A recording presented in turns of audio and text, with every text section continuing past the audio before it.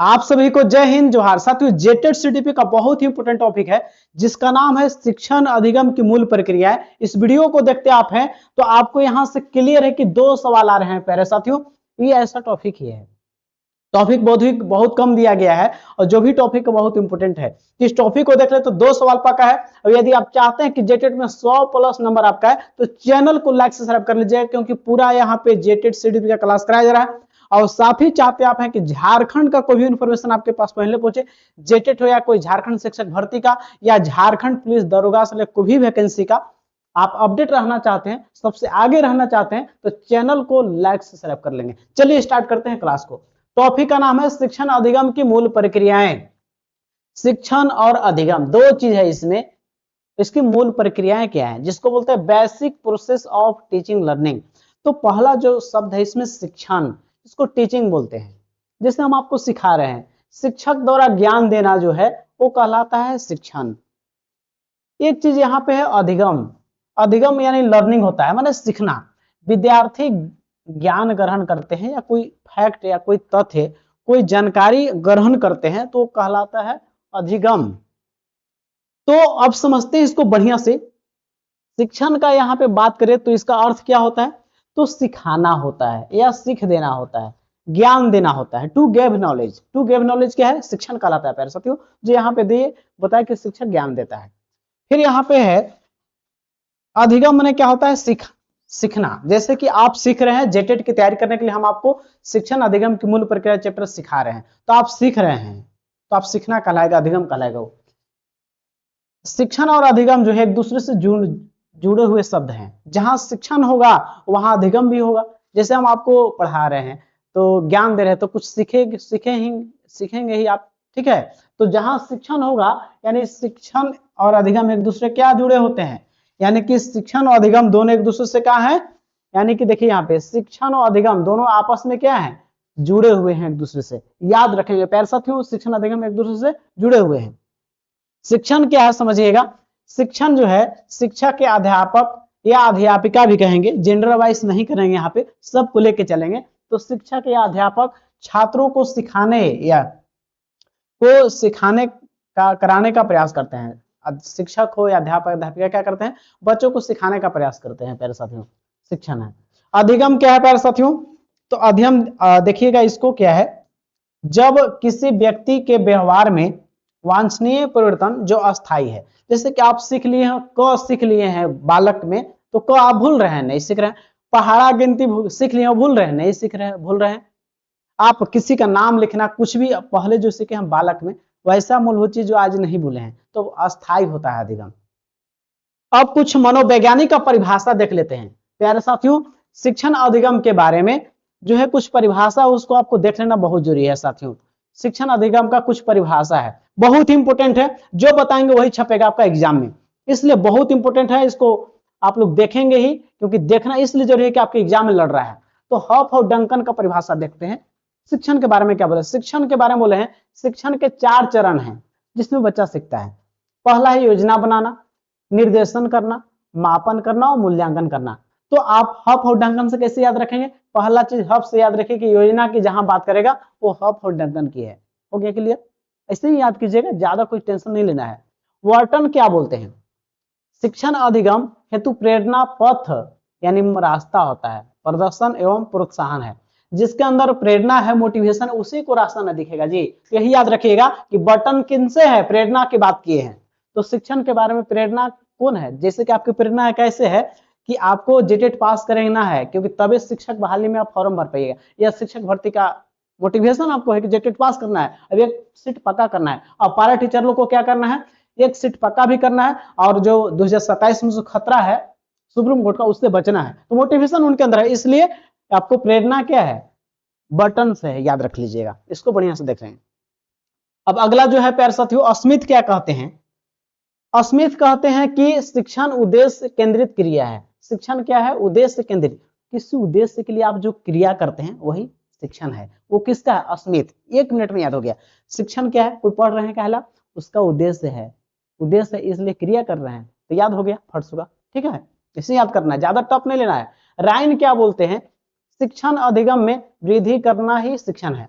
शिक्षण अधिगम में कुछ सीखने में कुछ वृद्धि कर देना, जहां वृद्धि की बात करेगा वो डायरेक्ट रैंक की ओर चले जाएंगे। ठीक है, याद हो गया, ऐसे ही करना आपको है। अब समझना मोरिसन के बारे में है। मोरिसन क्या कहते हैं प्यारे साथियों, मोरिसन के बारे में देख लीजिए। मोरिसन साहब क्या कहते हैं, मोरिसन देखिए कहते हैं शिक्षण एक परिपक्व व्यक्ति और एक कम परिपक्व व्यक्ति के बीच घनिष्ठ संबंध है। जैसे कि आप शिक्षण अधिगम मूल प्रक्रियाओं को हम सिखा रहे हैं तो हम परिपक्व हुए यहाँ पे, अब आप कम परिपक्व हैं। ठीक है, इसलिए परिपक्व और कम परिपक्व बीच के संबंध कौन बोले हैं, जहां परिपक्व की बात करेगा वो किसकी ओर जाना है, मोरिसन की ओर। ज्यादा नहीं, एक है तो सबको ध्यान देना है साथियों, याद हो गया। अब जो है समझिएगा, शिक्षण जो बोले हैं ध्यान दीजिएगा, शिक्षण के क्षेत्र में बोले हैं कि 6E और 1S मॉडल को अपनाया है। क्या है 6E? 6E को देखते हैं क्या करके, एगो ई से इंगेज संलग्न है। जैसे पढ़ने के लिए बार बार हम वीडियो डाल रहे हैं तो आप इंगेज हमसे हैं, जुड़ गए हैं, संलग्न हो गए हैं कि सर वीडियो डालते ही हैं शाम के टाइम में, ठीक है, या कोई न्यूज है इसका, तो पहला संलग्न होते हैं इंगेज। एक इससे एक्सप्लोर होता है, जो अन्वेषण करते हैं, खोजते हैं कि आप हमसे, जैसे कि बहुत सारा वीडियो आता है तो आप देखते हैं कि हमको देखें या किसी और को देखते हैं, तो अन्वेषण सेकंड हो गया। तीसरा व्याख्या करते हैं, एक्सप्लेन करते हैं। फिर चौथा ई से ही इलाबोरेशन, विस्तार करते हैं, विस्तृत करते हैं अपने नॉलेज को। फिर पांचवा इवैल्यूएशन, मूल्यांकन करते हैं कि कहां तक सीखे। फिर छठा ई से है, एगो ई से क्या है छठा में, एक्सटेंड माने विस्तार करना। तो 6 ई से समझ गए आप लोग क्या क्या है। तो पहला है संलग्न, तब अन्वेषण करेंगे, तब व्याख्या करेंगे, तब विस्तृत उसका करेंगे, तब मूल्यांकन, तब विस्तार करेंगे इसको। ठीक है, ये 1S जो मॉडल है इससे क्या है, स्टैंडर्ड मानक है। तो 6 मैंने समझ गया, 6 और 1S से स्टैंडर्ड मानक है। ठीक है, अब समझते हैं। और नीचे बहुत इंपोर्टेंट क्लास है प्यारे साथियों, जरूर देखना है, इसको भूलना नहीं आपको है। और इसका आप देखते हैं शिक्षण की जो है आपको देखना है प्रकृति, इसको डायरेक्ट आप ऑनलाइनर में याद कर सकते हैं। प्रकृति क्या है इसका, जिससे बोला कि शिक्षण जो है एक कला और विज्ञान दोनों है। जैसे कि पढ़ाना एक कला भी है और एक विज्ञान भी है, साइंटिफिक भी है। साइंटिफिक कैसे है कि कोई मेथड यूज करते हैं आप, जैसे कि बात करते हैं खेल विधि या आप कोई प्रोजेक्ट विधि यूज करते हैं तो वैज्ञानिक विधि है। और कोई कला है जैसे कि बोलने की कला है, तो शिक्षण दोनों चीज है, कला भी है, आर्ट भी है और विज्ञान भी है प्यारे साथियों। शिक्षण एक अंतः क्रिया है। अंतः क्रिया मैंने क्या होता है, जैसे कि समाज से बच्चे अंतः क्रिया करके सीखते हैं, अपने से बड़ों से, अपने से जो भी है टीचर है कोई भी आर्ट्स पढ़ो उससे अंतः क्रिया करके, ठीक है, सीखते हैं। शिक्षण एक त्रिध्रुवीय प्रणाली है। जॉन डीवी बोले हैं, अमेरिका के वैज्ञानिक थे। जॉन डीवी त्रिध्रुवीय प्रणाली मैंने बोले हैं कि 3 चीज को बात किए हैं, क्या क्या, पाठ्य पुस्तक बोले हैं कि मध्य स्तर का चर है। शिक्षण आपका शिक्षक जो आपका है, शिक्षक बोले हैं कि स्वतंत्र चर है, और विद्यार्थी जो है आश्रित चर है। विद्यार्थियों का बोले हैं आश्रित चर। तो त्रिध्रुवीय पूछेगा कि एजुकेशन इज ट्राइपोलर। एजुकेशन क्या है, ट्राइपोलर। कौन बोले हैं, जॉन डीवी, जिसमें बोले हैं पाठ्य पुस्तक मध्य स्तर का चर है, शिक्षक स्वतंत्र चर है, विद्यार्थी आश्रित है। ये कौन, जॉन डीवी बोले हैं शिक्षण को। अब आगे देखते हैं कि शिक्षण क्या बोले हैं। शिक्षण एक जो है प्यारे साथियों एक उद्देश्यपूर्ण प्रक्रिया है। शिक्षण क्यों करते हैं, उद्देश्यपूर्ण, मेरा भी उद्देश्य है और आपका भी कुछ उद्देश्य है सीखने का। तो शिक्षण उद्देश्यपूर्ण प्रक्रिया है, कुछ पर्पस है सीखने, पढ़ाने का और सीखने का। शिक्षण एक औपचारिक और अनौपचारिक दोनों है। ठीक है, औपचारिक और अनौपचारिक दोनों है प्यारे साथियों। अब यहां देखते हैं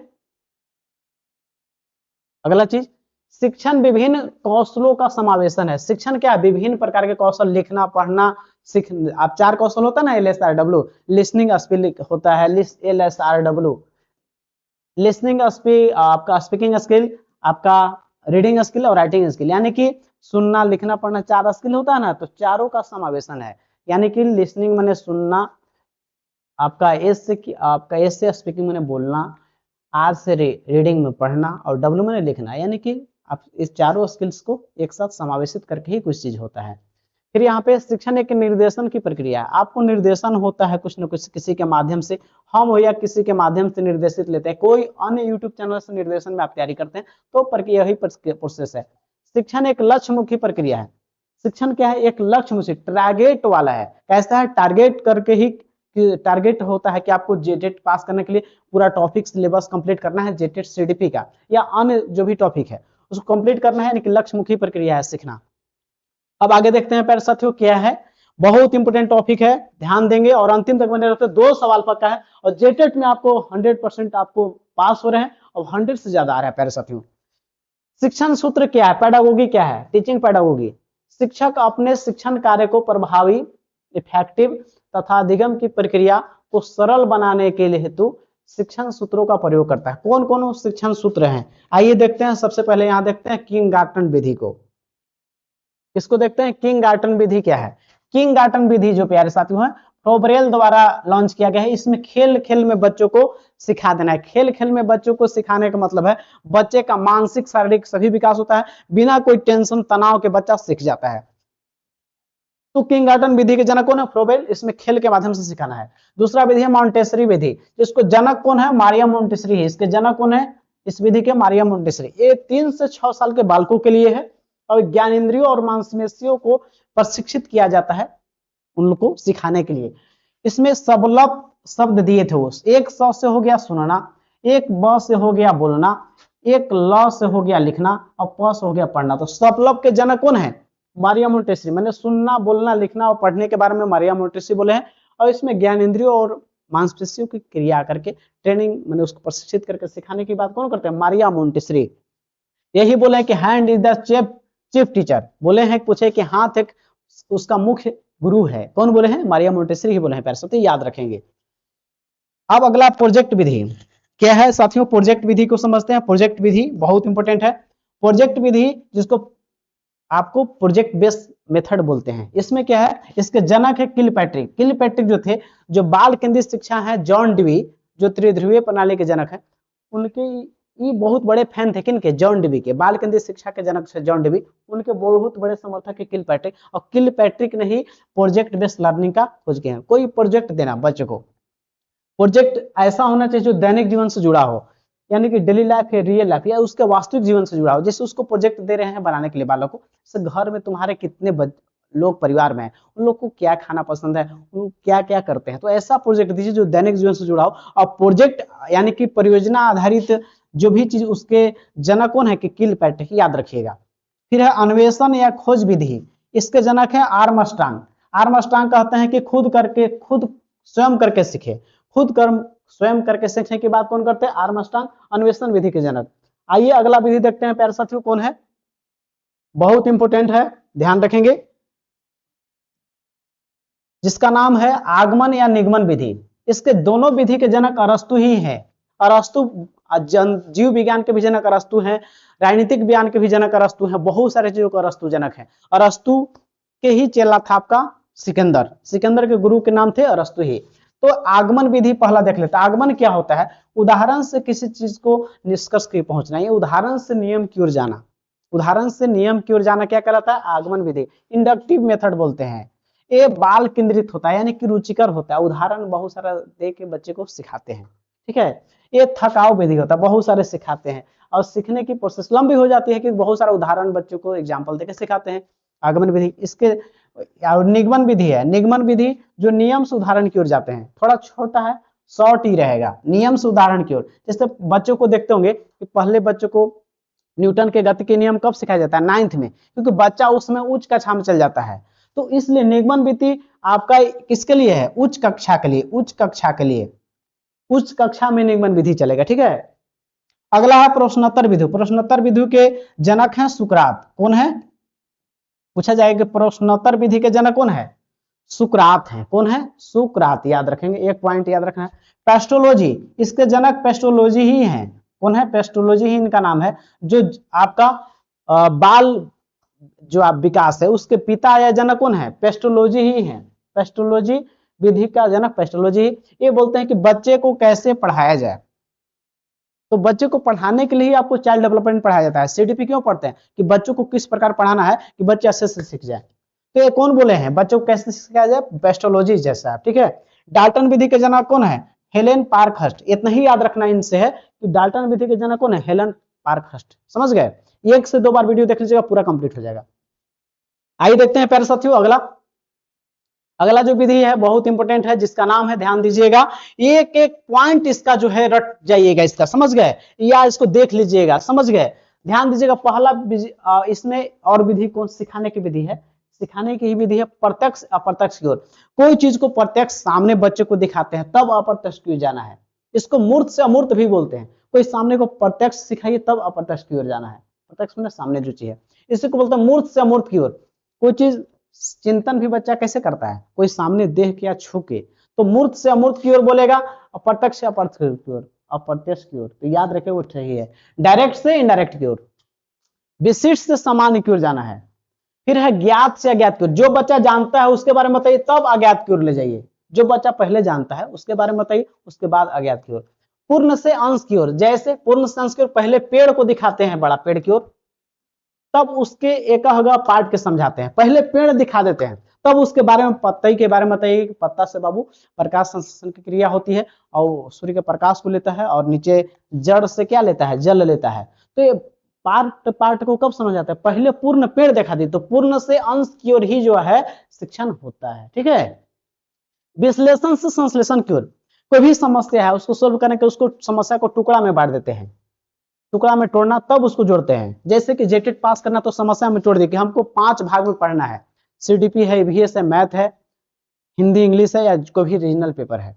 या आप 6 to 8 में है तो आपका सीडीपी है, उसमें हिंदी इंग्लिश है, या आप जो चयन किए भाषा में उसके साथ एसएसटी या मैथ साइंस जो भी सब्जेक्ट आपका है, तो वो आप उसको समस्या तोड़ देते हैं कि अलग अलग करके पढ़ना, तब बाद में जो एक पूरी सेट लगाते हैं। तो पहले क्या करिएगा, समस्या को टुकड़ा में तोड़िएगा तब जोड़िएगा, यानी कि विश्लेषण से कहने जाते हैं संश्लेषण की ओर। याद रखें, विश्लेषण से संश्लेषण की ओर। अगला देखिए प्यारे साथियों, बहुत इंपोर्टेंट है क्लास, बहुत बेहतरीन है, और यहां से डायरेक्ट सवाल आपके एग्जाम में आ रहे हैं। अनिश्चित से निश्चित की ओर, एक पॉइंट का है, अनिश्चित से निश्चित की ओर। फिर अनुभव से तर्क की ओर, बच्चा को कोई भी चीज सिखाने के लिए पिछला का अनुभव को यूज करना आपको है, उससे बच्चा क्या होता है, उससे ज्यादा सीखता है। तो अनुभव, पिछला का अनुभव है, उससे सोचवाना है, तर्क करवाना है। चलिए प्यारे साथियों आगे देखते हैं। अगला है देखिएगा, शिक्षण के उद्देश्य को बीएस टैक्सोनॉमी ने, यानी कि ब्लूम्स टैक्सोनॉमी ने 1956 में शिक्षण उद्देश्यों के वर्गीकरण नाम से वर्गीकरण किया, और ये इसी को बोलते हैं ब्लूम्स टैक्सोनॉमी। इनके द्वारा, इनके साथियों और इनके द्वारा ये जो पुस्तक था लिखा गया था, लेकिन इनके साथियों ने बोला कि आप ही का ही इसका नाम रहे, तो ब्लूम्स टैक्सोनॉमी नामक पुस्तक क्यों पढ़ा, शैक्षिक उद्देश्यों का वर्गीकरण नामक पुस्तक था। अमेरिका में बहुत पॉपुलर हुआ उस समय। कहां पे पुस्तक पॉपुलर हुआ, अमेरिका में बहुत पॉपुलर हुआ। इसको बच्चों को सिखाने के लिए बहुत सारे लोग यूज किए, तो उसमें अमेरिका में बहुत पॉपुलर हुआ इस पुस्तक शैक्षिक उद्देश्यों का वर्गीकरण, और 1956 में इसका नाम रख दिया गया इस सिद्धांत को ब्लूम्स टैक्सोनॉमी। ब्लूम्स टैक्सोनॉमी के जनक है बीएस ब्लूम्स, और इन्होंने 3 क्षेत्र की बात की है, संज्ञानात्मक यानी कॉग्निटिव उसके माइंड की, अफेक्टिव उसकी भाव की, इमोशंस की, क्रियात्मक को शारीरिक क्रियात्मक चीजों की। तो 3 चीज पर बात कौन किए हैं, ब्लूम्स टैक्सोनॉमी, संज्ञानात्मक क्षेत्र, भावात्मक क्षेत्र और शारीरिक। और संज्ञानात्मक क्षेत्र को 6 क्षेत्र में बताया है। तो पूछेगा कि ब्लूम्स टैक्सोनॉमी में ब्लूम्स टैक्सोनॉमी संज्ञानात्मक क्षेत्र को कितने भागों में बांटा गया, 6 भाग में। हम ब्लूम्स टैक्सोनॉमी जो चैप्टर पढ़ा दिए हैं वहां पे ब्लूम्स टैक्सोनॉमी बहुत बढ़िया तरीके से समझा दिए हैं। तो नहीं देखा तो ब्लूम्स टैक्सोनॉमी एक चैप्टर मेरा सीडीपी का प्लेलिस्ट में है, उसको जाके आप देख लेंगे, तो यहाँ पे बढ़िया समझ में आ जाएगा। लेकिन याद रखिएगा इनका जो पॉपुलर ब्लूम्स टैक्सोनॉमी है अमेरिका में बहुत पॉपुलर हुआ था, बच्चों को सिखाने का एक पूरा मेथड है। फिर यहाँ पे बात करते हैं साथियों, देखते हैं अगला, इसमें क्या है समझिएगा, शिक्षण सहायक सामग्री, बच्चे को सिखाने के दौरान, बच्चे को टीचिंग के दौरान, जिसको बोलते हैं टीएलएम, टीचिंग लर्निंग मटेरियल, बच्चे को सिखाने के दौरान हम यूज करते हैं teaching learning material, teaching learning material. बच्चे को सिखाने के दौरान कौन कौन से उपकरण यूज करते हैं, जैसे कि दृश्य सामग्री, जिसको देख के सीखता है, किसका करता है, देख के सीखता है। देख के, जैसे कि आपको चित्र को देखता है, किताब को देख के, कोई चार्ट को देखकर सीख जाता है। फिर आपको श्रव्य सामग्री होता है, जैसे रेडियो और फोन के जो सुनने वाला होता है श्रव्य सामग्री होता है। फिर होता है दृश्य और श्रव्य, यानी जिसको देख भी सकता है और आपको सुन भी सकता है, जैसे सिनेमा और टीवी। तो ये टॉपिक प्यारे साथियों जो था आपका बहुत इंपोर्टेंट टॉपिक है आपका, जिसका नाम था। और अब यहाँ थोड़ा सा एक और पॉइंट है, एक अच्छा शिक्षक विद्यार्थियों के मध्य बढ़ावा देता है, कैसा, सहयोग की भावना। शिक्षक जो है क्या करता है, विद्यार्थियों में सहयोग की भावना विकसित करता है। यहाँ पे एक अध्यापक और अध्यापिका को दृष्टि में कौन सा कथन सर्वोत्तम है, तो प्रत्येक बच्चा सीख सकता है, ये बात बोलना चाहिए टीचर को, ऐसा नहीं क्यों नहीं सीख सकता है, प्रत्येक बच्चा सीख सकता है, एक कथन होना चाहिए मास्टर का। सामाजिक अधिगम, सामाजिक अधिगम व्यक्ति के एक दूसरे के व्यवहार से देखकर सीखता है, सही बात है। अधिगम में जो है सामाजिक पर चर्चा हो, सामाजिक चीजों के एक दूसरे से बड़ों से सीखता है, उसी को समाज बोलते हैं। समाज में कौन आसपास के लोग हैं, उसके व्यवहार को देखकर सीखता है। तो ये आपका शिक्षण अधिगम के मूल प्रक्रियाओं के चैप्टर था। इसको 1 से 2 बार देख लेते हैं तो आपको बढ़िया से समझ में आ जाएगा। और इस चैप्टर से जो ऑफलाइन के बच्चे उनको नोट्स मिल गया है, बढ़िया से पढ़ भी रहे हैं, उनको लिखने की कोई जरूरत नहीं है। प्यारे साथियों, आपको 30 में 30 सीट भी चाहिए और अच्छा नंबर से जेटेट पास करना चाहते हैं तो चैनल को लाइक सब्सक्राइब कर लेंगे। साथियों, मिलते हैं नेक्स्ट वीडियो में। आप सभी को जय हिंद, जोहार।